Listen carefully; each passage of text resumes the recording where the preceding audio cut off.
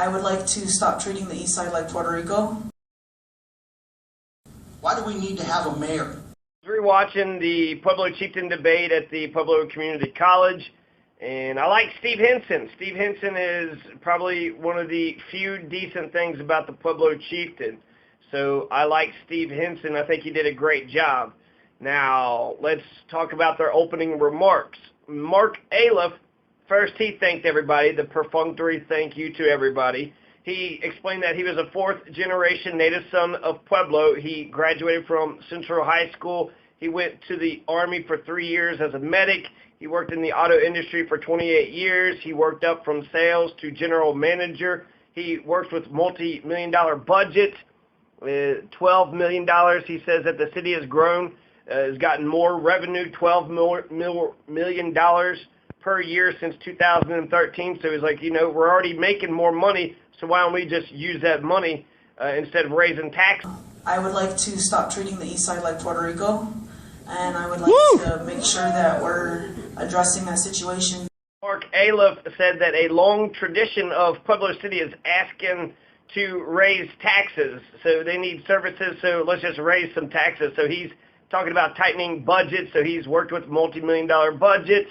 He recognizes that there's $12 million more in there every year, so he wants to be the gold standard for responsible budget management. He also thinks that police and street repairs are his two top priorities. So he wants to have good police, and he wants to have more police, and he wants to have street repairs, but he wants to use the $4.5 million from the state, and so that's the main thing that he's for. So he's against the tax measures, but that doesn't mean he's against street repairs themselves. He just believes that there's already money in the budget. So ideologically, he's against taxes, and he wants good streets. So that's a social. Why do we need to have a mayor? Cover opened with explaining all his childhood experiences. So he remembered when he was a kid riding with a bike with friends into September. He remembered driving by the steel mill with his parents and just thinking, God, a lot of history here. And then his parents took him to Coors Tavern, and he had his first slopper, which I'm not for sure what that is. And his parents are taking him to a tavern. I guess this doesn't necessarily mean they're making him drink. And then he said he went to the El Pueblo Museum, and he learned about the culture. We got great people here, great food, so he's got a passion for Pueblo. Passion. And so, yeah, he drove by the steel plant one time with his parents, so let's elect Kevin Cover. He's talking about why Pueblo isn't moving forward. He's like, God, we got so many great things here. How come we're not moving forward? Like Kevin Cover's trip through memory lane, it took me right there. It took me right back into his childhood. Kevin Cover, he doesn't talk about this much, but he played baseball for college, so I don't know why he wouldn't, beef himself up on that front. He's a baseball player, so that's cool. I mean, that's a cool thing. So the Kevin Cover, he's, kind of just talking about this and that and things that he did when he was younger. I wish he had more significant things to talk about, but it reminded me of Jason Muniz talking about how his grandmother and grandparents, but it wasn't as cheesy. Jason Muniz did it real cheesy, almost as like, did you hear what I said about you? I mentioned you. One thing, I guess one of his grandparents had passed. Jason Muniz had passed. He had mentioned that. And so I liked going through memory lane. That doesn't necessarily mean we should vote for him, but it wasn't bad. Flores didn't want to bore us all with his extremely long resume, which I appreciated. I mean, when you just say, basically, look at my resume. See, I should just get the job. I got such a huge resume. Now, I am impressed with a lot of the things that he's done, but I also don't know who all these people are. So if he's fraternizing with the rich and powerful, well, is he going to forget about the working class? So he first actually gave props to, I think, Charlotte Perez. He defended all the candidates up there, saying that they stuck their neck out and said that it was difficult. And so he's basically given Pueblo City a round of applause. He was a moderating voice. Dennis Flores was endorsed by the home builders and the realtors. So some people said that he was a Republican. They was like, that Republican? I was like, no, I'm pretty sure he's a Democrat affiliated with the Democratic Party. He graduated South High School, so he's a Pueblo native. He Flores graduated from Colorado State University, now CSU Pueblo. It used to be Southern Colorado University. He had a degree in business administration. So when it comes to administering businesses, he married his high school sweetheart. He was a Vietnam veteran. Now that's interesting. He's 70 years old, 70 years young, and he fought in Vietnam. And that's what Ken Burns encouraged us to do, to go talk. I talked to one Vietnam veteran, and I asked him if he felt bad for any of the people that he killed, and he was like, nope. And he was okay with it. Totally okay with it. And I was kind of like, Ken Burns, damn it, why did you have me ask this guy? Now I just want to be like, why don't you give a shit? If they came over and killed a bunch of kids, you think you would give a shit about that?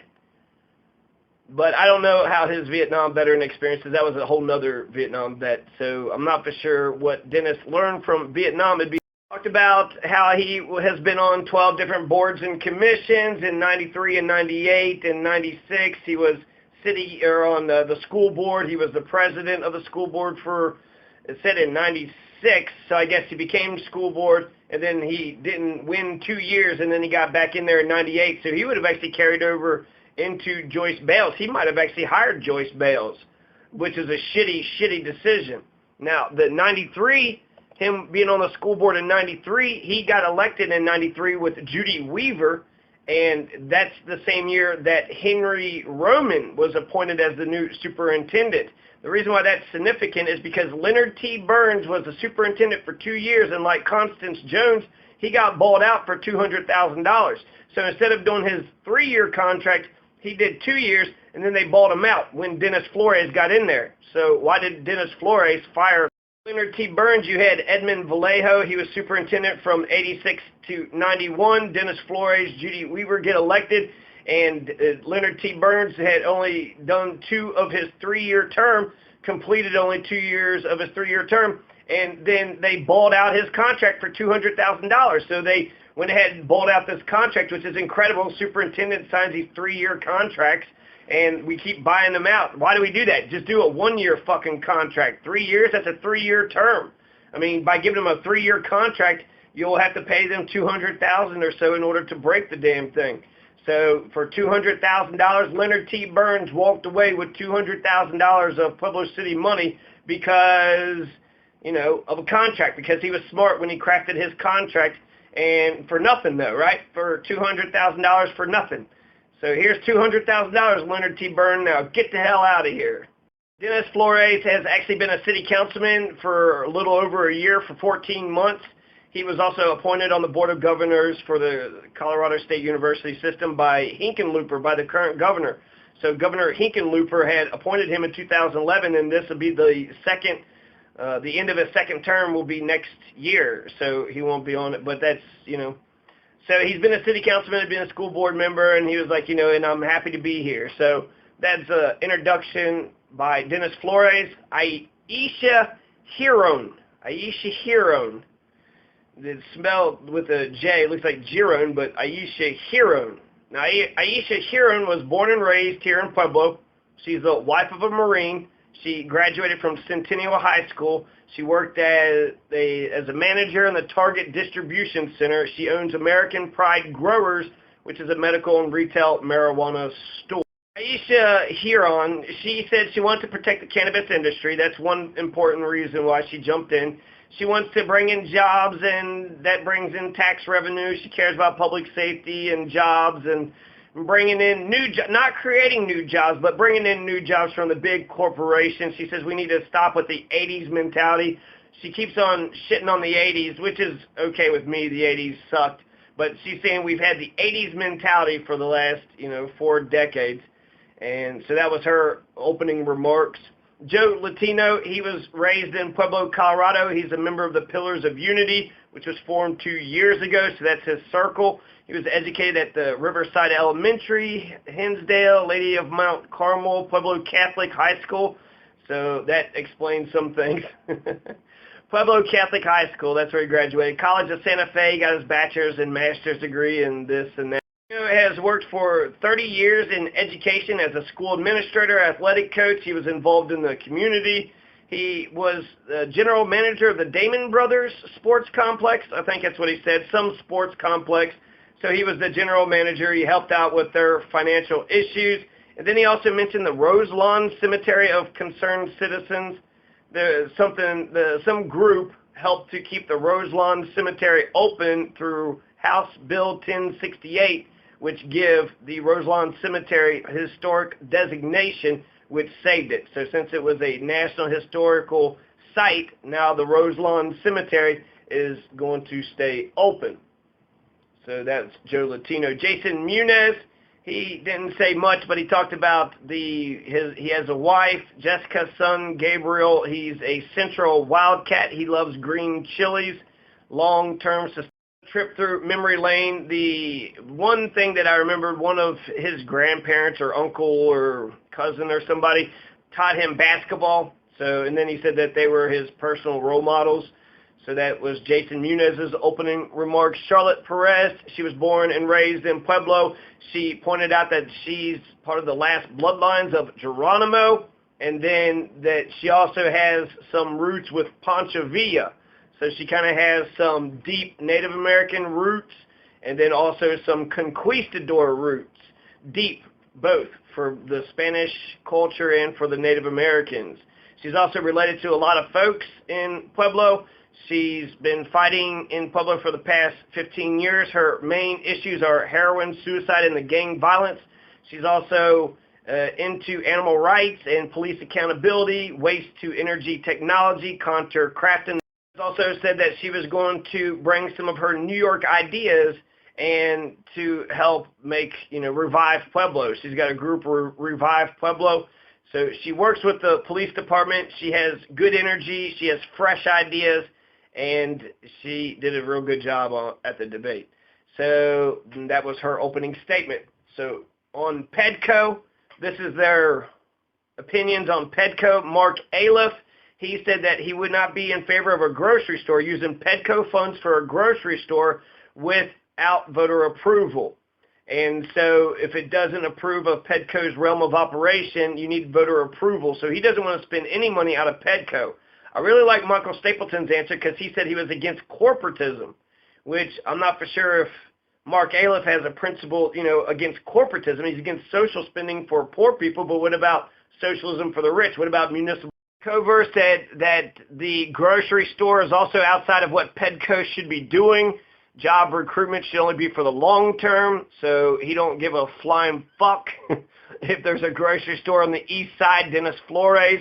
He said that retail sales was never a part of PEDCO, but Ed Brown told me that they had helped get a poster store. So some store that sells posters on Union Avenue. So that's a small business. Why would we only bring in huge fucking corporate conglomerates in the hope that they bring some jobs with them? We've got to develop ourselves. Fuck this savior. We need a savior mentality. Fuck waiting for Big Daddy Strange, Big Boss, Banker, Mayor, which is the Chamber of Commerce, Mayor, and then these big corporations are supposed to come in and save us all. We got to develop ourselves. We've got to have entrepreneurs. We got to have seating for entrepreneurs. We got to get people started with their small business ideas. Dennis Flores was against getting a grocery store with PEDCO, so was Kevin Cover, so was Mark Aliff. Aisha Jiren, on the other hand, was correct. She was for a grocery store. We should use PEDCO funds, and why just go after large corporations? And she also says PEDCO should be transparent. All those things are correct. I think they all stopped just short of saying we need to shut PEDCO down, which we should. Joe Latino pointed out that there's $60 million in PEDCO, and he's like, of course. Why would we not buy a grocery store with PEDCO? What a better way to use our tax dollars to help ourselves. I'm going to say that I very much believe that PEDCO should assist the East Side with a grocery store. I'm involved with that, extremely involved with the Pillars of Unity and helping Mr. Atencio and that community to get a grocery store. What better way to use tax dollars than to help your own people? You're going to bring jobs over there for a number of people. You're going to help people on the East Side. It's a definite need. There have been some people that have been interested in coming over there, but we haven't been able to get the dollars. I know Mr. Atencio's tried it considerably hard to get that done. And being involved in that, it's a definite. We need to have a grocery store, and PEDCO needs to come up with the dollars because they're going to get the dollars back if we got people working. It's food, right? People need food to eat, but it's job creation, which is the stated objections of PEDCO. So you're creating jobs, you're helping out with the east side, you're helping out with their economy, you're producing jobs, and you're also feeding them. So buy the store, put the people to work. Yes, yes, yes. Joe Latino and Aisha Urin was right about PEDCO. Why not buy the store? Why not buy the store, put the people to work, and they own the store and the money comes back to them? Maybe twofold. Yeah. Muniz says that the parameters of PEDCO say no, not without voter approval. Jason? Thank you, Steve. Unless the voters approve a change in the tax rule, the parameters for which PEDCO are designed would not directly be able to open a grocery store on the east side.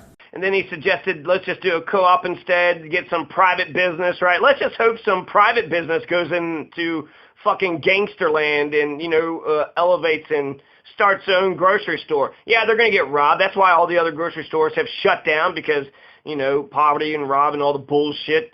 But let's go ahead and get a private business in there. And then he was like, well, if we can get a biz plan for PEDCO, if someone could get a business plan and try to get those PEDCO dollars, he seemed like he might be in favor of it, but he was basically like, nope, the parameters of PEDCO, the law says no, so these are all legal experts, but these are also a bunch of people that are in favor of the strong mayor, which is illegal.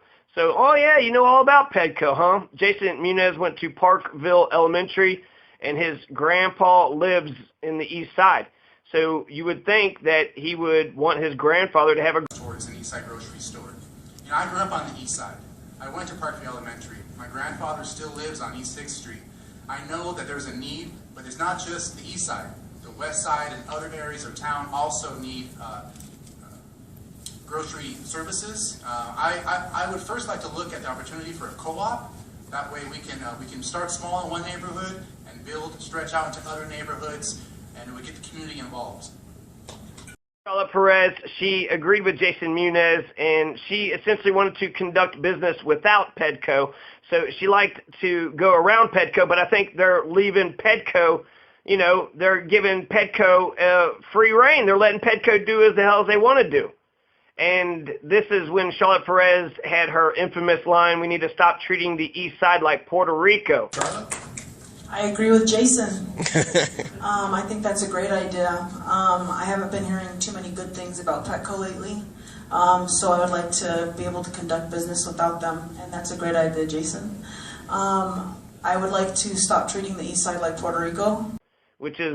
That's perfect. That's exactly what's happening right now. They are being left behind. They're being forgotten about, and it isn't just a Puerto Rico. It's not just a recent hurricane, a recent crisis. This has been a systemic institutional crisis for quite some time.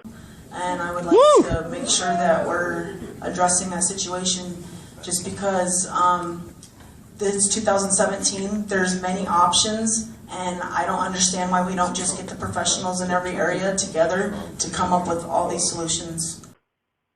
So Joe Latino and Aisha Urin, they were both in favor of a grocery store from the PEDCO fund. $60 million fucking dollars. You're damn right. We should use it for fucking grocery stores. It creates jobs and it gets food for ourselves. What kind of selfish people would be against something like that?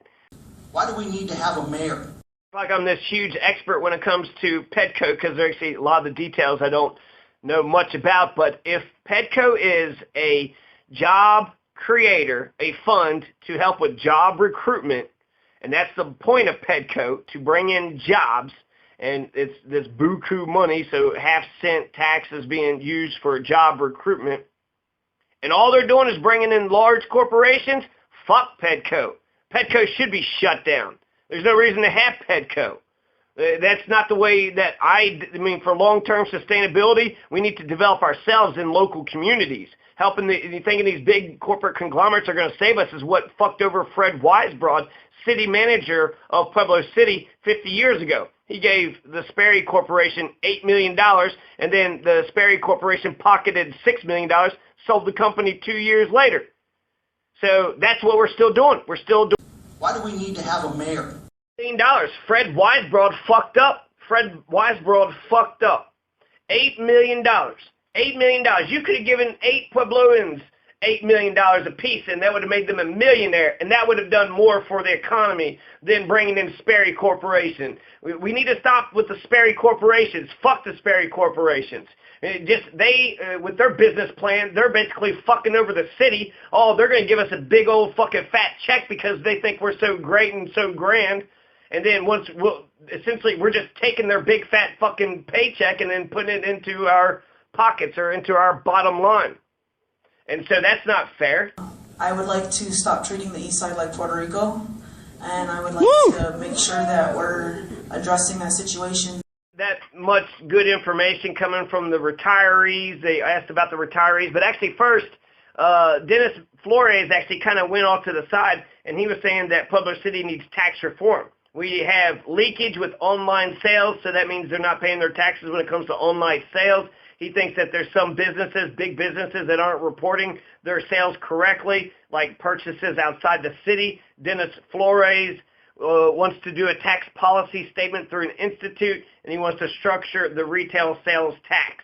So that's an interesting idea. That's a Dennis Flores principle, Dennis Flores idea. Let's get a handle of these sales tax, make sure that they're paying the sales tax that they're supposed to be paying, and then, let's just streamline this thing. Let's get some structure to this, so that way the right hand knows what the left hand is all about, or the right hand, left, whichever hand is, the right or left. They just need to know what the hell is going on, and so we have solidarity.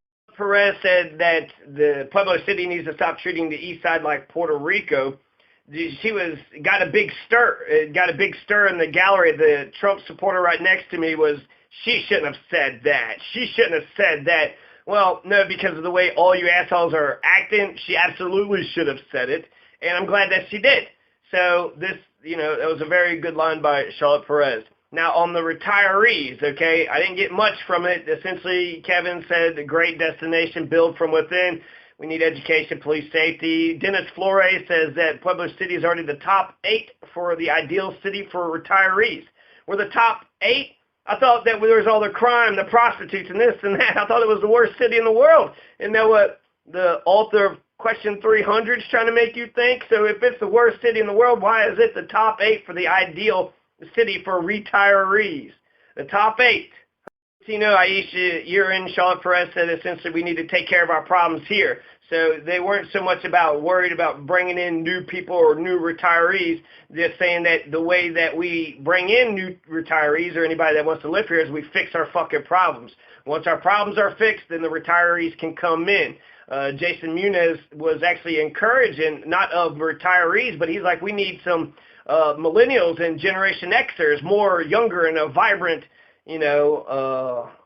people. So he's for immigration, right? He's for, I guess, interstate immigration for Americans, right? So come on, and specifically young Americans and millennials and Generation Xers. So I like that he mentioned that. So he was basically saying it's not just about retirees, but we need to, let's try to get everybody to come here. Mark Aliff said Pueblo posed a general, interesting question, but essentially, who are we? What are we as Pueblo Cityans, as Puebloans? Thank you. Woo. Crimes and infrastructure have to be addressed first, and I agree with that wholeheartedly. But what's more important is that Pueblo needs an identity. Who are we? Are we the Steel City? Are we the home of heroes? Are we the chili capital of the world? Are we the home for the retirees? What is it? It's time to hold the Chamber of Commerce responsible to rebrand this city, to bring the communities together that surround us, to go to Bland and to Rye and to Pueblo West and all the places that surround us. And as a community, a whole community, we need to decide who we are and how we're going to market ourselves. What we're doing now does not work. It hasn't worked, and it's not going to work in the future. We need to have a vision for the future. And we need to brand our community in a way that attracts people. But they will not be attracted until we clean up our streets and we pave them and we take care of the essentials that you elect City Council to take care of. The essentials. Are we the Steel City? Are we the home of heroes, the home of retirees, the chili capital of the universe? What are we? What are we? So the home of heroes is a slogan from the Medal of Freedom or Merit or some kind of medals that Vietnam, Korean, and another war veterans got. So it's kind of dated. Home of retirees, you know, since this is the top 8 place for retirees.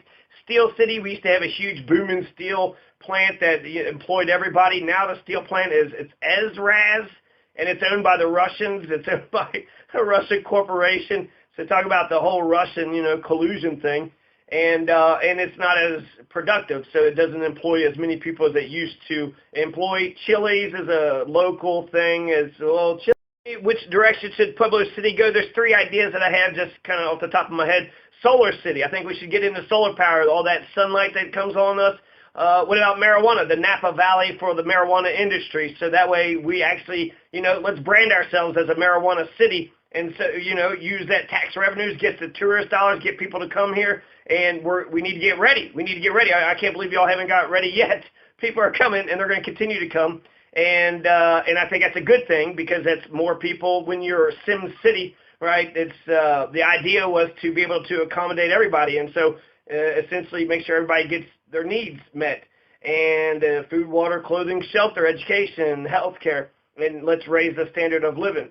Technology too, technology. So we could be the Silicon Valley, we could be the Napa Valley, or we could be the Solar City. I think all 3 of those are good marketing ideas.